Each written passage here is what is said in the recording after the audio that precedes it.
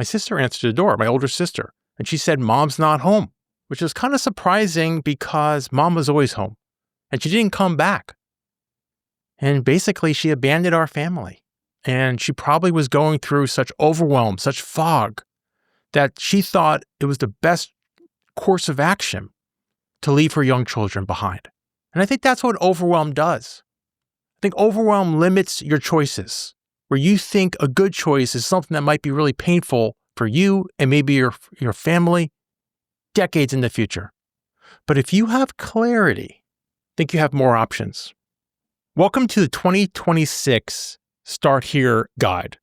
It's our first episode of the season, and I like to give you an overview of what's to come. Because if you're in a divorce and you're watching this is a really difficult time.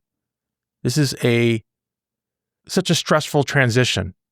And I'm trying to make this as easy as possible. So I want to give you everything in a condensed form so you can think about it. But I'm not going to overwhelm you too much. We're just going to touch on things. But before we begin, I just want to tell you a story about why I do what I do. And when I was 8 years old, we were actually living in Hawaii. When I was 8 years old, I came home from school one day. My sister answered the door, my older sister, and she said, "Mom's not home," which was kind of surprising because Mom was always home. She was a stay-at-home mom. And we looked around the house and she was not there. And she didn't come back. And basically, she abandoned our family. Yeah. And she probably was going through such overwhelm, such fog, that she thought it was the best course of action to leave her young children behind. And I think that's what overwhelm does. I think overwhelm limits your choices, where you think a good choice is something that might be really painful for you and maybe your family decades in the future. But if you have clarity, I think you have more options. And that's what this podcast is all about. It's about giving you clarity. It's not about the law. The law is very different in each state. So we're not going to go heavy into the law. But what we are going to focus on is this space between an activation and an action. I don't think most divorces are won or lost in court.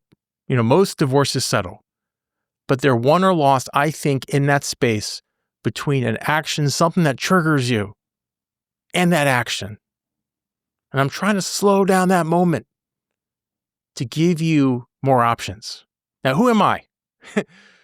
Why am I doing this? Well, I'm Corey Shapiro, and I'm a divorce attorney in New York City. As you know, I'm a child of divorce. And I'm just trying to get to you earlier in the process. People come to me a little too late. Because if you're in such fog, if you're in such overwhelm, we can't really discuss strategy. It's hard. So I want to come to you as early as possible to hopefully shorten the overwhelm phase of your divorce. And when you think about your divorce, I want you to think about 4 resources. Okay? Most people think about money, but that's only one of them. I want you to think about your energy, your emotion, and your time. And I want you to think about these 4 resources every time you make a decision. Because that's the difference of playing the short game and the long game. And are you moving from a place of fear or a place of clarity? And what is this going to cost me in energy, emotion, and time, and maybe even cost my children? And that's really where I want to focus on, is not only protecting you as best as I can, but protecting your kids. Okay, now there's 3 phases of divorce. The first phase is getting clarity, and that's stabilization. That's thinking more clearly. That's what this podcast is all about, and also my book of the same title, Getting Divorced Without Losing Your Mind. The second phase is get going. That's when you hire your attorney. That's when you're moving forward. That's when you're going through mediation. That's where you're actually taking action. And then phase 3, that's getting your life back. That's rebuilding what matters most to you. That's executing your vision, getting to where you want to go. And again, this podcast lives primarily in that get clarity stage, that phase 1. Now, I want you to think about divorce, especially difficult divorces, in 2 tracks or 2 games. And in these games or tracks, they run concurrently at the same time. There's the inner game and the outer game. The inner game is what's happening internally. What is your emotional experience? What are your fears, your anger, your anxiety? What is driving your decision making? Just like my mom was driven by her inner game. The outer game is what is actually happening externally. If you go to court, if you have those mediation sessions, if you have the negotiations. And what I tell people is, you are the president in your divorce. You're the one who makes the decisions. You are responsible for making decisions that work for you and your family. The general is your attorney. They can execute, they can carry out strategy, but you got to decide where to put those resources. So that's why I think it's so important to have this clarity, because clarity is power. All right, we're going to go through several shifts this season, but I want you to focus on just a few shifts today, just 3 shifts today, because I think when you have such overwhelm, when your willpower fades, and you have to rely on structure, and that's what these shifts do for you. They give you structure. So the first one I want you to think about is boundaries. Boundaries is all about having less exposure to things that really just activate you. There came a time when I stopped going out with my friends so much. I felt they were just drinking too much, and I took a different path, and I couldn't go out with them anymore because where they were going would make me want to drink more or be activated, and I had to take time out. That's what I'm talking about, boundaries. The second shift is 24-hour pause. The 24-hour pause, if you do nothing else at the start of the season and just do the 24-hour pause, I think that's worth it, because the 24-hour pause is going to build you time where you're going to come hopefully from your better side. And that's, I'd say to people, time's your cheapest lawyer, because that's where you could act more rationally. So anytime you get activated, anytime you get a text, anytime you get an email, a message, a communication, anything that activates you, you wait 24 hours. Now, I know with AI, you can shorten the 24 hours. You can come up with a great response within 3 minutes and respond, but that's not the point, because your nervous system, your emotional system is not ready. So wait that 24 hours, slow it down. All right. And the third shift I want to focus on today is the perspective check. And I hinted at this a little bit in that story I shared with you. But that's how you think about decisions. It's not just a short-term decision that feels good in the moment, but is this decision right for me and my family in 10 weeks, 10 months, 10 years? I think if my mom was thinking of it like that, do you think she would have left her children? All right, so once you are through this shift method and you're more stabilized, sort of like if you're in an airplane and there's a problem and you put on your, oxygen mask, now we have to take care of the other side. And we do that primarily through communication.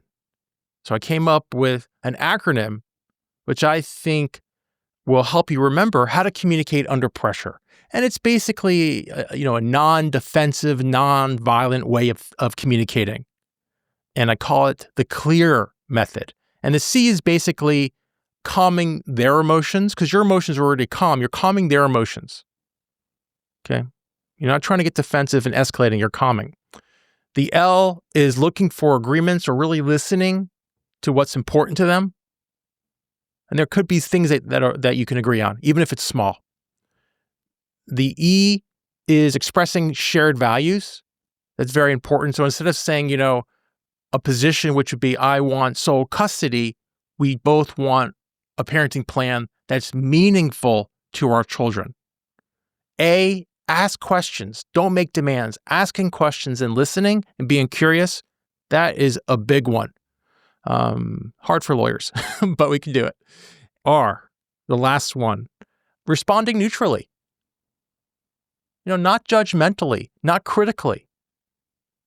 And that's going to take you a long way in communicating under pressure. Let me just give you a little roadmap of the season ahead. I break it down into 4 parts or 4 quarters, and we're going to have several episodes on each quarter. So the first part is to stabilize. That's where we move from shock, oh my God, to a little bit more steady thinking, where we focus on the boundaries, making that pause. That's really what we're focusing on there. And each part builds on the other one. So the second part we're going to focus on is regulate. That's where we're moving from reaction to reason. That's where we talk about that shift to perspective, reality check, and thinking about things more tactically. And then the third part, once we do all that, is to orient yourself. I want to orient yourself from confusion to understanding. I want to talk a little bit about attorney styles, about the court system, and about settlement structure. Just talk a little bit about that to help you see what's ahead. And then finally, we're going to bring it home in the fourth part with prevention, where we're going to move from short-term coping strategies to a long-term structure. And we're going to talk about a little bit about the money, the finances, just touch on that. Because remember, we stay primarily in phase one, get clarity. Now, let me give you something. My guarantee to you, I'm not going to be able to get you everything you want in your divorce. That's my guarantee. I can't get you everything you want in your divorce. But if you follow along, I do believe you'll have a better divorce, a more clear divorce, and you'll be more composed. And my goal is I want to think about you years in the future if you're in this nasty type of divorce that takes so long. Or whenever it's finished, it could be a year, it could be a few years. And you don't look back with a lot of regret with how you acted in your divorce. And you did the best you could under the circumstances. Of course, you weren't perfect. This is difficult.